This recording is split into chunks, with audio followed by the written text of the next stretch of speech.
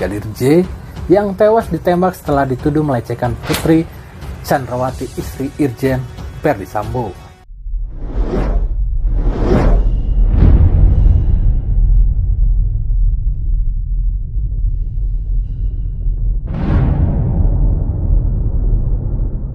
Halo guys, welcome back bareng saya Har Channel. Apa kabar kalian semua? Semoga kalian semua sehat selalu. Kali ini kita akan membahas yang sedang ramai diperbincangkan oleh publik saat ini, yaitu Brigadir J yang tewas ditembak setelah dituduh melecehkan Putri Chandrawati, istri Irjen Verdi Sambo.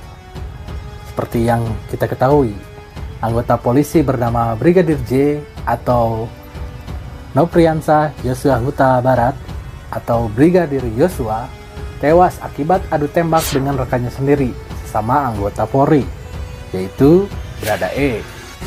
Peristiwa adu tembak tersebut terjadi di rumah Kadif Propam Polri Irjen Verdi Sambo pada hari Jumat tanggal 8 Juli tahun 2002 pukul 5 waktu Indonesia bagian Barat.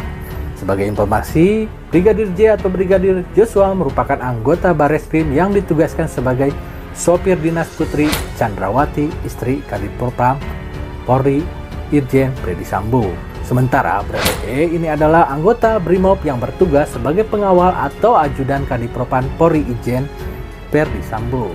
Yang menjadi pertanyaan masyarakat, kok bisa ya Brigadir J jadi supir istri Kadif Propam sedangkan Barada E yang menjadi ajudan Kadif Propam? Padahal kalau kita lihat dari sisi kepangkatan, pangkat Brigadir J lebih tinggi dari Barada E. Tapi di sini kita akan bahas mengenai peristiwa penembakannya.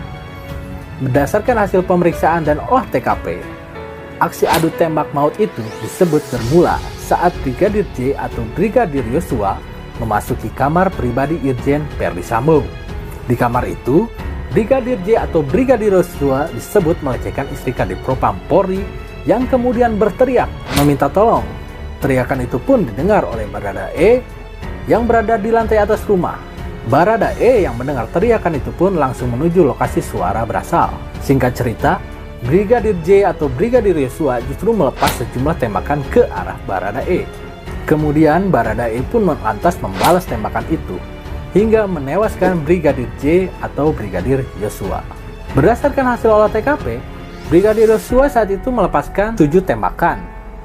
Sementara Barada E membahas tembakan Brigadir Yosua sebanyak 5 kali. Tapi, apakah iya 7 tembakan Brigadir J tidak ada yang kena, sedangkan 5 tembakan Barada E mengenai semua? Berarti jika mengenai semua bisa disimpulkan posisi adu tembak itu secara terbuka atau bisa saling berhadapan.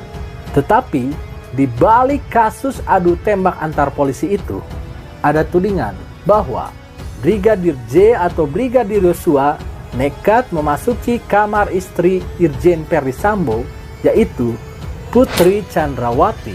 Terkait hal itu, Karopenmas Divisi Humas Polri Brigjen Ahmad Ramadan mengungkapkan aksi penembakan yang dilakukan Barada E itu dipicu aksi Brigadir J atau Brigadir Yosua yang nekat memasuki kamar pribadi istri Irjen Verdi Sambo. Adapun Brigadir J atau Brigadir Yosua juga dituduh telah melecehkan istri Irjen Verdi Sambo, Putri Chandrawati.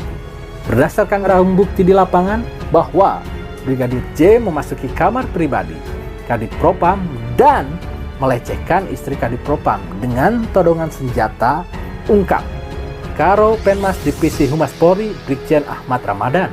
Hal itu disebut terungkap setelah dilakukan oleh tempat kejadian perkara atau olah TKP dan pemeriksaan terhadap sejumlah saksi-saksi, yakni istri Irjen Verdi Sambo dan Barada E. Meninggalnya anggota polisi Brigadir Yosua atau Brigadir J menyisakan duka mendalam bagi pihak keluarga. Sang ibunda pun tak terima Brigadir Yosua atau Brigadir J tewas tertembak, lalu menangis merang-rang dan berteriak histeris saat melihat anaknya sudah tak bernyawa. Menurut sang ibunda, Brigadir Yosua atau Brigadir J merupakan sosok anak yang baik dan tak pernah mengeluh. Kematian Brigadir Yosua atau Brigadir J seolah seperti mimpi buruk bagi sang ibunda. Lalu, korban insiden baku tembak antar dua aparat kepolisian Brigadir Nopriansyah Yosua Huta Barat alias Brigadir J ternyata telah dilaporkan oleh istri Kadif Propam Polri Irjen Verdi Sambo atas tuduhan pencabulan. Selain soal dugaan pencabulan, Putri Chandrawati juga melaporkan Brigadir J dengan tuduhan ancaman tindakan kekerasan. Ia membuat laporan polisi ini di Polres Metro Jakarta Selatan. Kapolres Metro Jaksel, Kombes Budi Herdi Susianto membenarkan adanya dua laporan yang masuk dari Ibu Kadif Propam. Beliau menyampaikan bahwa menerima 2 LP atau laporan dari Ibu Kadif Propam soal pasal persangkaan 335 KUHP dan pasal 289 KUHP. Sosok istri Kadif Propam Irjen Verdi Sambo, Putri Chandrawati, masih menjadi pusat perhatian. Adapun Chandrawati, istri Kadif Propam itu mengaku mengalami pelecehan seksual dari ajudannya yang bernama Brigadir J. Meski begitu, kasus dugaan pelecehan terhadap Putri Chandrawati, istri Verdi Sambo itu pun hingga saat ini masih terus didalami oleh pihak kepolisian. Brigadir J telah bertugas selama 2 tahun sebagai ajudan drive Caraka atau ADP istri Kadif Propam Polri Putri Verdi Sambo. Dia dan Brada E sempat foto bersama dengan keluarga Verdi Sambo. Baku tembak antara Brigadir J dengan Barada E di rumah Kadif Propam Irjen Pol Verdi Sambo harus terungkap demi integritas Polri. Komisi Nasional Hak Asasi Manusia atau yang kita sebut Komnas HAM RI memastikan pembentukan tim khusus oleh Kapolri maupun dari Komnas HAM terkait baku tembak di rumah Verdi Sambo juga untuk menjawab rasa keadilan. Ini untuk menjawab rasa keadilan bagi korban dan keluarganya termasuk bagi publik, kata Ketua Komnas HAM Ahmad Taupan Damanik di Jakarta. Taupan mengemukakan hal itu saat menerima kedatangan Wakil Kepala Kepolisian Republik Indonesia atau kita sebut Wakapolri Komjen Polisi Gatot Edi Pramono bersama petinggi Polri lainnya terkait dengan pengusutan kasus kematian Brigadir J di rumah dinas Kepala Divisi Kadif Propam Polri Irjen Polisi Verdi Sambo. Ia menegaskan bahwa pengungkapan keadilan bagi korban maupun keluarga korban tersebut demi tegaknya hukum di tanah air.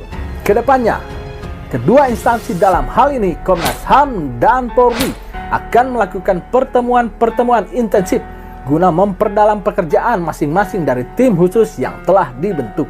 Pada kesempatan itu, dia juga menyambut baik langkah Kapolri yang melibatkan Komnas HAM dalam mengusut tuntas kasus tersebut.